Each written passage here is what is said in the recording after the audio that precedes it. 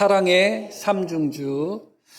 오늘 말씀은 바울 사도가 디모데에게 보낸 편지인데 사실은 에베소 교회에 보낸 편지라고 생각하시면 됩니다. 왜냐하면 이 편지를 받았을 때 디모데가 에베소 교회에서 목회를 했거든요.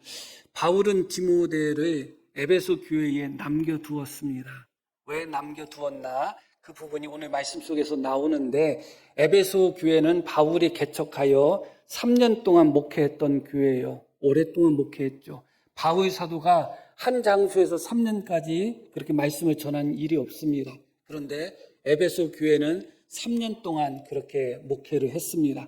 그런 후에 에베소 교회를 떠난 후에 몇 년의 시간이 흘렀는데 바울이 3년 동안 그들에게 말씀을 전하고 복음을 가르쳤음에도 불구하고 몇 년 정도밖에 흐르지 않았는데 에베소 교회에 많은 이단적인 가르침들이 그들 속에서 생겨난 것입니다. 참 충격적인 것이죠.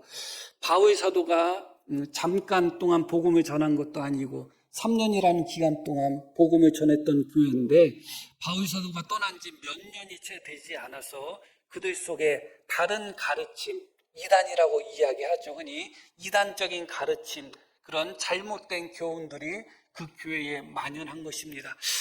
바울은 그것이 너무 염려가 되어서 자신이 마게도냐로 건너갈 때 디모데와 같이 건너가야 되는데 디모데와 함께 건너가지 않고 디모데를 에베소 교회에 남겨둔 것입니다. 에베소 교회에 남겨두어서 그곳에 있던 잘못된 가르침들, 또 잘못된 가르침을 전하는 사람들, 그것을 금하고 복음의 본질을 회복할 수 있도록 바울이 디모데를 그곳에 남겨두었습니다. 그런데 디모데에게 있어서 쉬운 일은 아니었죠. 왜냐하면 여전히 디모데는 아직 연소한 상태였습니다. 그런 상태에서 에베소 교회에서 거짓된 복음, 거짓된 교훈을 가르쳤던 사람들이 누구였는가 하면 에베소 교회 출신의 장로들이었습니다. 엄청 어려웠겠죠. 원래 그 교회 출신의 장로들인데 그들 중에 몇 사람이 잘못된 가르침, 잘못된 교훈을 전하는 거예요. 그러다 보니까 디모데는 에베소 교회를 자신이 직접 개척한 교회도 아니고 아직 연소한 상태에서 그런 에베소 교회의 잘못된 부분을 바로잡고 복음을 다시 회복한다는 것이 쉬운 일은 아니었을 것입니다. 그래서 바울 사도가 그런 디모데에게 격려를 하면서 여러 가지 교훈을 하기 위해서 보낸 편지가 바로 디모데 전서가 됩니다. 바울 사도는 에베소를 떠날 때 에베소 교회 장로들을 여럿을 다 불러 모았습니다. 밀레도라는 곳, 에베소에서 한 몇십 마리 정도 떨어진 곳에 있는 곳이에요. 그곳으로 에베소 교회 장로님들을 불러 모읍니다. 그곳에서 이제 바울은 그들과 작별 인사를 하면서 서로 기도하며 크게 통곡하는 그런 장면이 사도행전에 나옵니다. 그런데 바울 사도가 그때 이미 무엇이라고 이야기했냐면 내가 떠나면 흉악한 이리가 너희 속에 들어와서 양들을 아끼지 않을 것이다. 그러니까 외부에서 거짓 선생들, 거짓 교사들, 이단자들이 교회에 들어와서 교회를 해롭게 할 것을 이야기했습니다. 그것만 이야기하지 않고 무엇을 또 이야기했냐면 예수님이 12 제자를 선택하신 후에 너희 중에 하나는 마귀라고 주님이 말씀하셨잖아요. 예수님은 가룟유다가 어떤 사람인 줄을 이미 알고 계셨어요. 아마 바울도 그런 것을 어느 정도 눈치챈 것 같아요. 그래서 에베소 교회 장로들에게 또 두 번째로 무엇이라고 이야기했냐면 너희 안에서도 너희 중에서도 자기에게 사람을 이끌기 위하여 어그러진 교훈, 잘못된 교훈을 할 사람들이 너희 중에서도 일어날 것이다. 그렇게 경고를 했어요. 그러고 나서 몇 년의 시간이 흐르지 않았는데 에베소 교회 그 장로 중에 어떤 이들이 잘못된 교훈, 거짓된 교훈을 전하기 시작한 것입니다. 그들은 왜 그런 교훈을 전했는가? 그들은 스스로 선생이 되기를 원했습니다. 7절에 나오는 말씀처럼 스스로 선생이 되기를 원하면서 그런데 문제는 그들이 알고 있는 것도 제대로 알지도 못하고 깨닫지도 못하는 상태에서 그들은 선생이 되기를 원했습니다. 그러다 보니까 그들의 가르침이 어디에 집중될 수밖에 없냐면 그들이 하나님의 말씀을 온전히 깨닫고 하나님으로부터 말씀의 사역자로 부름을 받았다면 하나님의 말씀을 온전히 가르쳤을 텐데 자기 스스로는 선생이 되기를 원하지만 말씀에 대한 깨달음이 없었던 것입니다. 7절 말씀 한번 보겠습니다. 율법의 선생이 되려 하나 자기가 말하는 것이나 자기가 확증하는 것도 깨닫지 못한다. 이런 상태에서 스스로가 선생이 되기를 원한 거예요. 그러다 보니까 6절 말씀 볼게요. 사람들이 이에서 벗어난다는 것은 복음의 본질을 이야기하는 것입니다. 5절에 나와 있는 본질인데 그것에서 벗어나서 헛된 말에 빠져 있다. 율법의 선생이 되고자 하지만 자기가 가르치는 것이나 자기가 확증하는 것조차도 제대로 깨닫지도 못하는 상태에 있기 때문에 본질에서 벗어날 수밖에 없는 거예요. 하나님의 말씀의 본질, 율법의 본질, 하나님의 뜻의 본질에서 벗어나서 헛된 말에 빠져 있었다. 그렇게 표현하고 있습니다. 그래서 헛된 말이라는 것은 쓸모없는 말, 유익이 되지 못하고 열매 맺지 못하는 그런 말이에요.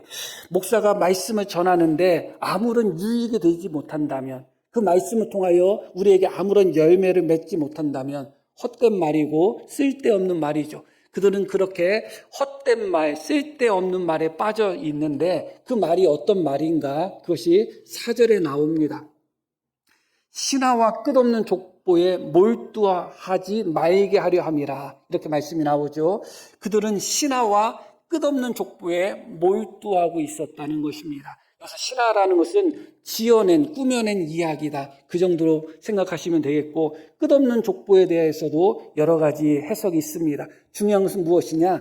성경의 본질, 율법의 본질, 말씀의 본질에 집중하지 않고 쓸데없는 것, 인간의 호기심을 채우고 인간의 어떤 사색적인 그런 부분에 충족시키는, 그냥 인간의 어떤 이성이나 인간의 어떤 감성을 충족시키는 그런 부분, 하나님의 본질적인 말씀과는 전혀 상관없는 그런 꾸며낸 이야기, 신화나 끝없는 족보 같은 것에 이들은 몰두하고 있었다는 것입니다. 하나님의 말씀을 가르치는 율법의 선생이 되고자 했다면 하나님의 말씀에 몰두하고 집중하고 하나님의 말씀을 연구하고 해야 되는데 그렇지 않은 것입니다. 오히려 쓸데없는 말, 지어낸 말, 세상적인 말들, 그런 신화와 끝없는 족보에 몰두하며 그들은 쓸데없는, 열매 맺지 못하는, 유익하지 못한 그런 말들을 가르치고 있었던 것입니다. 이런 것들이 지금 고린도 교회가 아니라 에베소 교회에 많이 퍼져 있었습니다. 결국은 이런 쓸데없는 말, 복음의 본질에서 벗어난 신화와 끝없는 족보와 같은 인간의 호기심만 채우고 인간의 호기심만 충족시켜서 재미있게 느껴지는 이런 것들에 집중하고 그런 교훈들을 하다 보니까 이런 것은 이렇게 말씀이 이어지죠. 이런 것은 믿음 안에 있는 하나님의 경륜을 이루지 못한다. 믿음 안에 있는 하나님의 경륜은 믿음을 통해서 우리를 구원하시고자 하는 하나님의 계획을 의미하는 것입니다. 이런 신화와 끝없는 족보와 같은 이야기들, 쓸모없고 복음의 본질에서 벗어난 이런 이야기들, 이런 교훈들, 이런 가르침들은 하나님의 구원의 경륜, 우리를 구원하시는 하나님의 계획을 이루지 못한다. 그리고 도리어 무엇을 이루는가? 도리어 변론을 낸다. 그렇게 이야기하고 있습니다. 바울에게 있어서는 얼마나 애에 달았을까 하는 생각을 하게 됩니다. 본인이 짧은 기간도 아니고 사도행전에 보면 바울 사도가 가장 오랫동안 사역했던 교회가 바로 에베소 교회거든요. 3년 동안 사역한 것은 바울에게 있어서는 참 오랫동안 사역했던 교회예요. 그런 교회였는데 몇 년이 지나지 않아서 많은 사람들이 복음의 본질과 전혀 상관없는 하나님의 구원의 경륜을 이루는 데 있어서 전혀 아무런 영향을 미치지 못하는, 오히려 다툼을 일으키고 변론을 일으키는, 인간의 호기심만 채우는 그런 쓸모없는, 그런 유익하지 못한 신화와 끝없는 족보와 같은 이야기들만 가득하고 그런 가르침들만 가득했기 때문에 바울 사도의 마음속에는 에베소 교회가 너무 염려가 되었을 것입니다. 그래서 바울 사도는 디모데를 그곳에 다시 남겨두면서 그곳에서 다시 복음의 본질을 회복하도록, 그렇게 쓸데없는 말을 가르치며 신화와 끝없는 족보에 몰두하고 있는 자들, 다른 교훈을 가르치고 다른 복음을 가르치는 그들을 금지하며 에베소 교회에게 참된 복음, 참된 말씀을 선포하도록 그렇게 디모데에게 교훈하고 있는 것입니다. 그 말씀이 바로 5절에 나오고 있습니다. 이 5절이 오늘 말씀의 중심되는 말씀입니다. 이 교훈의 목적은, 이 교훈이라는 것은 설명하다 보면 단순한 거지만서도 조금 복잡할 수가 있어요. 그냥 결론적인 부분을 이야기하면 하나님의 말씀을 가르치는, 하나님의 말씀을 교훈하는, 하나님의 말씀을 설교하는, 그렇게 이해하시면 될 것 같습니다.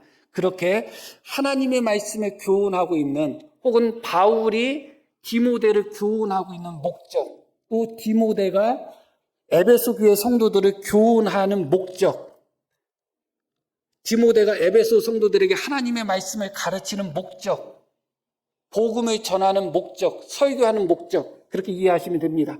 그 목적이 무엇인가? 다시 말씀드리면 목사가 지금 우리 성도님들에게 설교하는 목적이 있을 것입니다. 그 목적이 무엇인가? 그게 복음의 본질인데 이렇게 이야기합니다.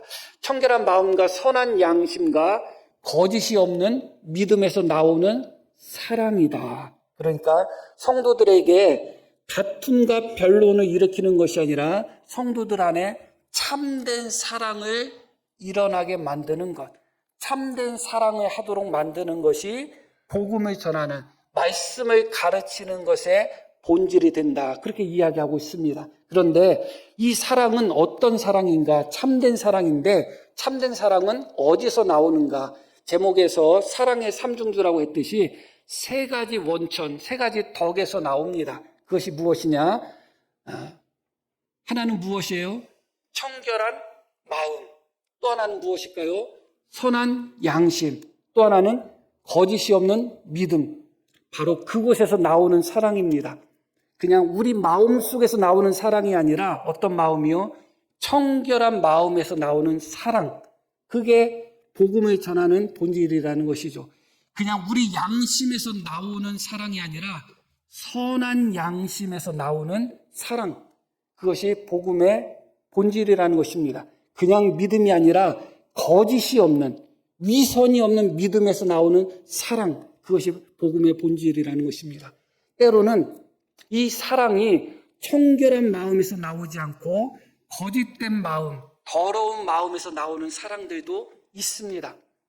이 사랑이 선한 양심이 아니라 화인 맞은 양심, 더럽혀진 양심에서 나오는 사랑도 있습니다. 거짓 없는 참된 믿음에서 사랑이 나와야 되는데 이 거짓 없는 믿음에서 나오지 않고 온갖 거짓이 가득한 상태에서 나오는 사랑들이 있습니다. 그러면 그 사랑이 어떨까요? 청결하지 못하고 더러운 마음에서 나오는 사랑은 사랑이지만 더럽혀질 수밖에 없죠. 선한 양심이 아니라 화인 맞은 더러운 양심에서 나오는 사랑도 사랑이지만 깨끗한 사랑이 될 수가 없습니다. 거짓 없는 믿음에서 나오지 않고 거짓이 가득한 위선적인 믿음에서 나오는 사랑은 역시 위선적인 사랑이 될 수밖에 없어요. 진실한 사랑이 될 수가 없습니다. 그렇기 때문에 바울 사도는 성도들에게 사랑, 참된 사랑이 그들 속에 일어나게 하는 것, 그것이 복음을 전하는 목적이라고 이야기하는데, 그렇게 성도들에게 참된 사랑이 일어나기 위해서는 성도들의 마음, 성도들의 양심, 성도들의 믿음이 이 말씀을 통하여, 이 교훈을 통해서 변해야 됨을 이야기하고 있는 것입니다. 첫 번째가 바로 청결한 마음이죠. 우리가 아시는 바와 같이 예레미야서에 보면 만물보다 거짓되고 더러운 것이 사람의 마음이라고 이야기합니다. 원래 사람의 마음은 깨끗하지 않습니다. 거짓된 것이 사람의 마음입니다. 온갖 것이 다 섞여 있는 것이 사람의 마음입니다. 온갖 욕심이 다 있고, 온갖 욕망이 다 있고, 온갖 더러운 생각들이 다 있고, 온갖 시기, 미움, 질투, 모든 것들이 사람 마음 안에 다 있습니다. 그런 마음으로 우리가 어떤 사랑을 한다면 그 사랑은 오염된 사랑이지 참된 사랑이 될 수가 없습니다. 참된 사랑은 청결한 마음에서 나오는 사랑입니다. 거짓되고 더럽혀져 있는 마음이 아니라 깨끗한 마음에서 나오는 것이 참된 사랑인데, 설교의 목적, 첫 번째가 무엇이냐? 이 말씀을 통하여, 이 교훈을 통하여 성도들의 마음이 청결한 마음으로 되도록 인도하는 것이 설교의 목적이라는 것입니다.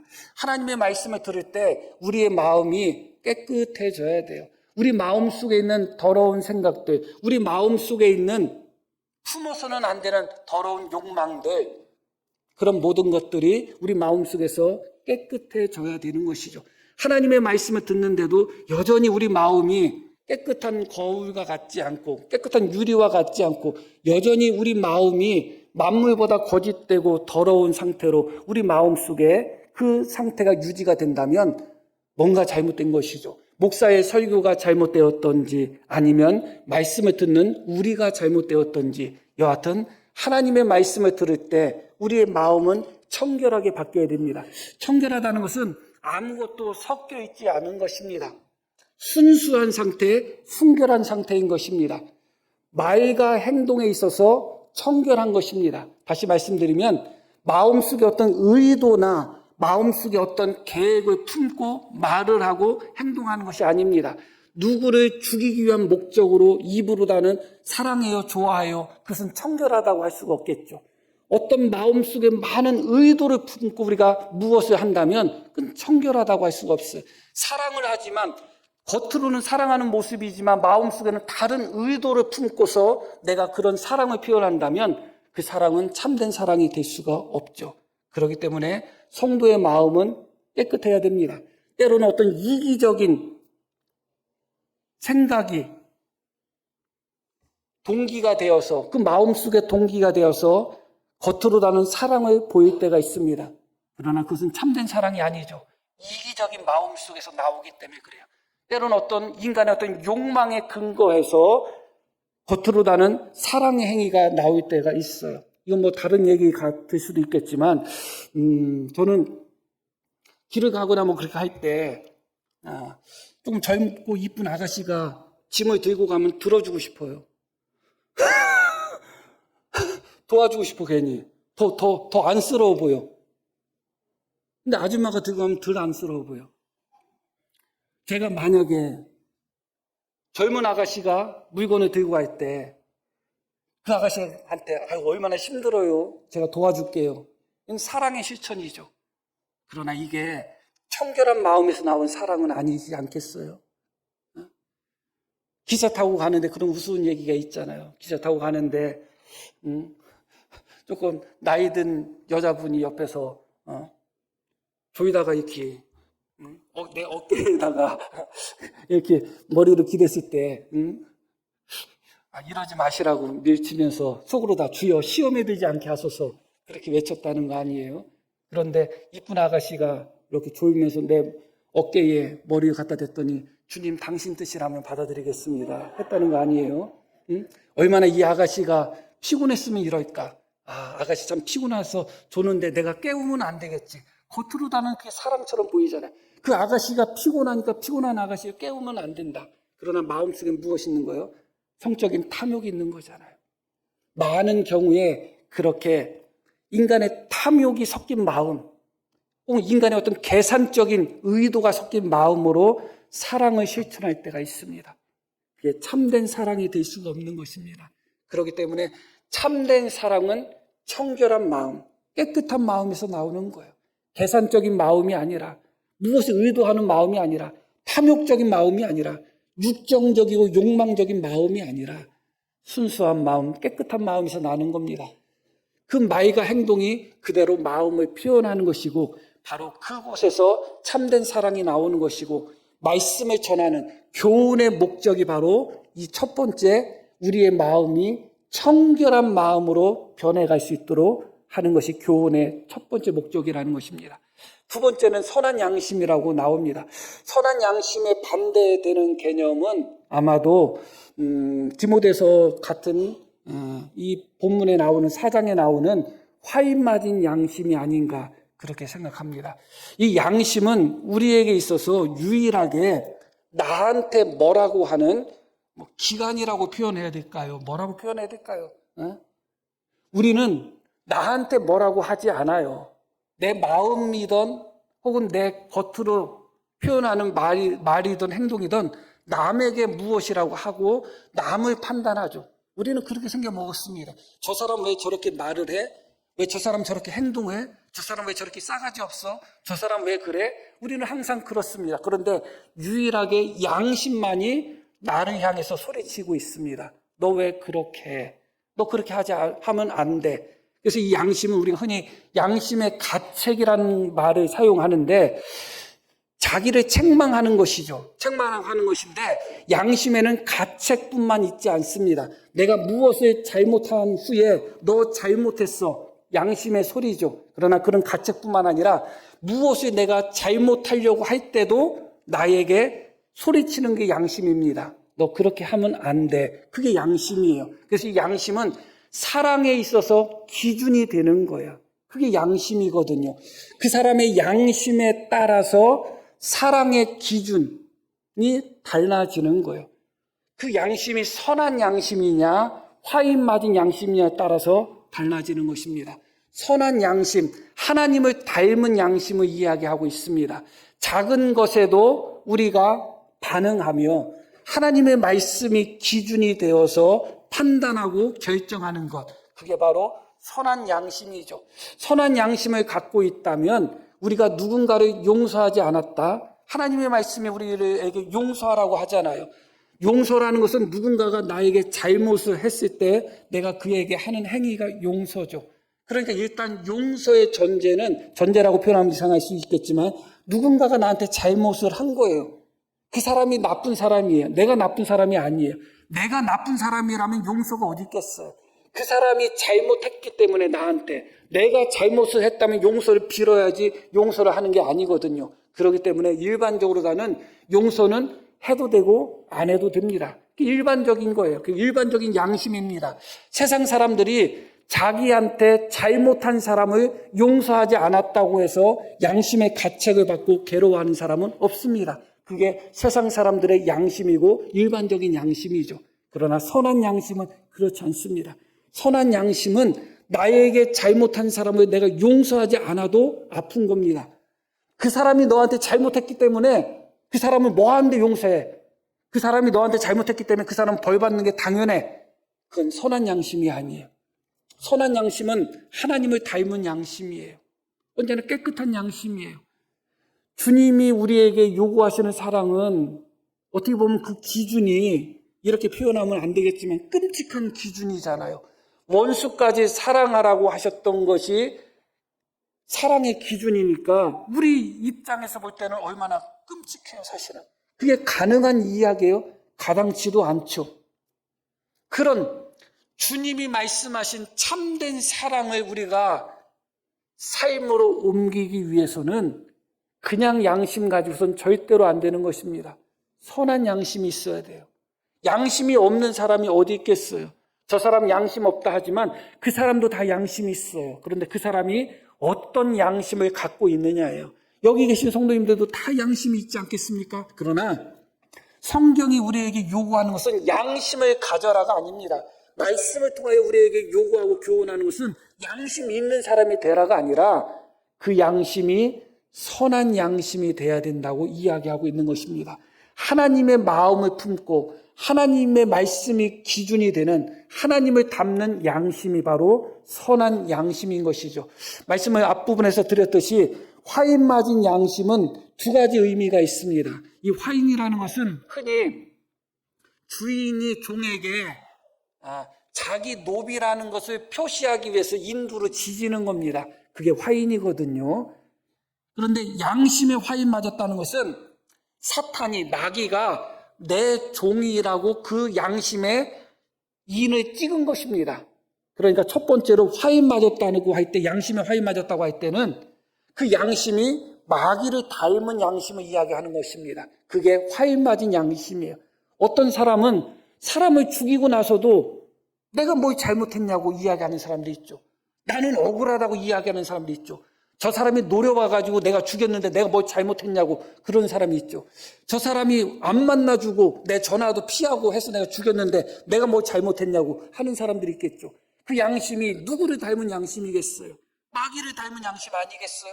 거짓을 해도 아무런 양심에 가책이 없는 거예요. 그래서 이 양심은, 화인 맞은 양심은 결국은 마귀를 닮은 양심이에요. 그리고 화인 맞은 자리가 결국은 무감각해지는 것이죠.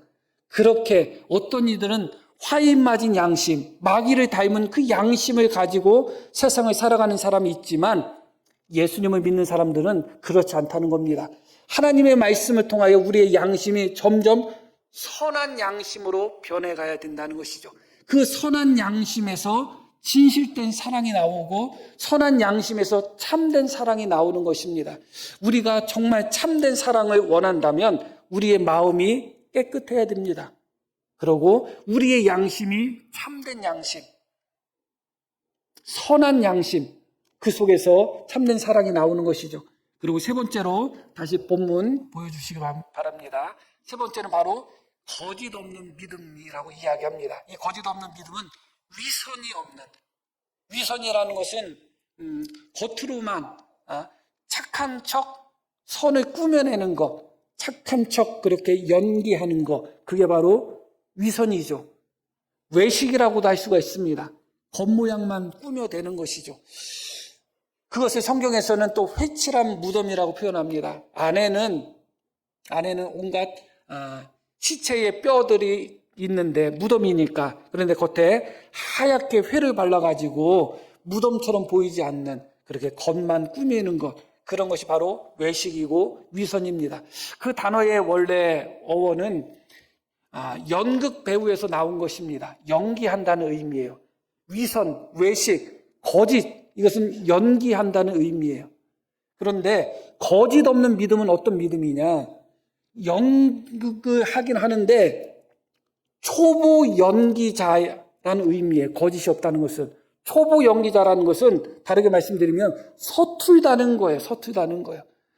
아주 능숙해가지고 저게 연기하는 건지 아닌지 모를 정도가 아니라 아주 서툴러. 그게 바로 거짓 없는 믿음이에요. 이 거짓 없는 믿음이 사실은 너무너무 중요합니다. 예수님께서 복음서를 보면 가장 심하게 질책하고 책망했던 대상들이 종교 지도자들입니다. 왜 그랬는가? 그들이 겉으로다는 경건해 보이고 겉으로다는 온갖 거룩한 모양을 다 가지고 있지만, 그래서 겉으로 볼 때는 하나님을 정말 잘 섬기는 경건한 지도자들처럼 보이지만 실제로다는 그렇지 않았거든요. 그래서 그들을 향하여 외식하는 자들아, 위선자들아, 그렇게 주님은 책망하셨죠. 그런데 그렇게 위선을 책망하고 외식을 책망하고 가식적인 그런 신앙생활을 책망했던 그 예수님을 믿는 성도들이 그 믿음조차도 어느 순간 외식적인, 위선적인 믿음을 갖고 있는 경우가 많아요. 거짓 없는 참된 믿음을 가져야 되는데 그렇지 않은 경우가 있습니다. 거짓 없는 믿음, 이 참된 믿음은 완전한 믿음을 이야기하지 않아요. 나의 부족함을 그대로 드러내는 믿음이 거짓 없는 믿음이에요. 사실 성도님들 보면, 또 목사님들 보면 다 나보다 믿음이 좋은 것 같아요. 진짜 다 나보다 믿음이 좋은 것 같아요. 나는 막 믿어지지 않고 막 의심이 되는 것도 다 믿으시는 것 같아요. 어떻게 보면. 정말 그런가요? 거짓 없는 믿음은 마치 자신의 아이가 귀신 들렸을 때, 귀신 들린 아이를 예수님께 고쳐달라고 할 때 주님이 그 사람이 할 수 있거든, 내 아이 좀 고쳐주세요 할 때, 할 수 있거든이 무슨 말이냐, 믿는 자에게는 능치 못할 일이 없다, 주님이 말씀하셨죠. 그때 아버지가 뭐라고 이야기했냐? 내가 믿습니다 그랬어요. 그리고 뭐라고 이야기했죠? 내가 믿기는 믿는데 나의 믿음 없는 것을 도와주십시오. 그게 거짓 없는 믿음이에요. 믿는 자에게 능치 못할 일이 없다고 했기 때문에 내가 믿습니다 하고서 입 싹 닫을 수도 있어. 그런데 그 마음속에는 여전히 의심이 찾아오는 거예요. 믿음이 연약한 모습을 발견하는 거예요. 그것을 그대로 주님 앞에 어떻게 했어요? 고백한 거예요. 내 믿음 없는 것을 도와주십시오. 이것은 진짜 참된 믿음의 증표예요. 거짓 없는 믿음은 완전한 믿음이 아니에요. 나의 연약한 믿음, 나의 금가 있는 믿음, 나의 흠이 있는 믿음을 그대로 인정하고 드러내는 믿음이 거짓 없는 믿음이에요. 예를 들어서 내가 큰 질병에 걸렸다. 기도하면 하나님께서 고쳐주실 줄 믿습니다. 그렇게 스스로 이야기하면서 하나님이 나를 고쳐주실 줄 믿으니까 나를 위해서 기도해 주세요. 그렇게 기도 부탁하는 분들이 있어요.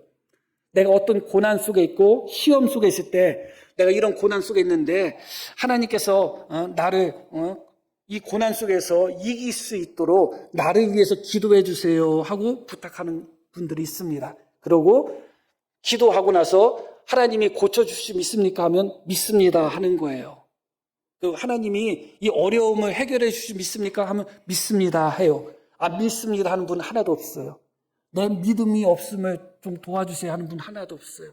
그런데 사실은 저만 그런지 모르겠지만 진짜 우리가 도움을 받아야 되는 기도는 내가 질병 속에 있을 때 나의 질병을 고쳐달라고 하나님께 기도해 주세요. 그것도 물론 중요하죠. 그러나 더 중요한 것은 내 질병을 하나님이 고쳐주실 거라는 믿음이 없는 나, 그런 믿음이 연약한 나의 믿음을 강하게 할 수 있도록 기도해 주세요. 그게 더 중요하지 않겠어요? 그런 믿음이 없으면서도 기도하면 하나님이 응답해 주시라는 믿음도 없으면서 기도해 주세요. 그러면 하나님이 해 주실 거예요. 중심에는 그 믿음이 없어. 여전히 하나님이 해 주실까?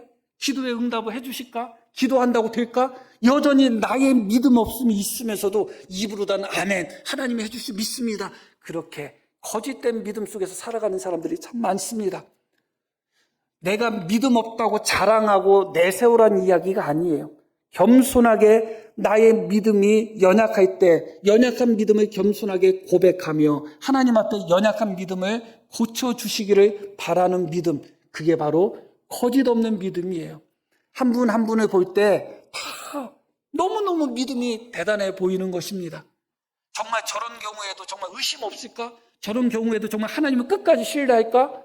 입으로다는 자기는 하나님 믿는다고 하고 있고 입으로다는 하나님이 해결해 주시고 응답해 주실 것을 믿는다고 하니까, 그리고 목사님들도 많은 목사님들이, 이것은 목사로서 저에게 부족함일 수도 있지만 참 제가 부러운 것이, 응하금은 내게 없거니와 내게 있는 것으로 내게 주느니 곧 나사렛 예수 이름으로 일어나 걸으라 했을 때 어떻게 됐어요? 일어나 걸었죠. 나에게 그런 믿음이 있다면 그렇게 하고 싶어요. 근데 그런 믿음이 나한테는 없어요. 그리고 때로는 성도님들을 위해서 기도해 주었을 때 하나님이 고쳐주셨다는 100%의 믿음을 주실 때도 있어요. 그러나 그렇지 않을 때도 많아요. 성도의 어려움을 놓고 기도하고서 고쳐주셨을 줄 믿습니다. 해결해 주실 줄 믿습니다. 그런데 그게 참된 믿음이 아닐 때가 많아요. 그게 참된 믿음이라면 믿음에는 반드시 역사가 나타나야 돼요. 역사가 안 나타나는 것이 어찌 참된 믿음이라 할 수 있겠어요?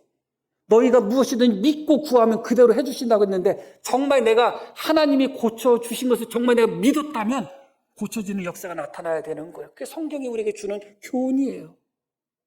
그런데 우리는 너무도 많이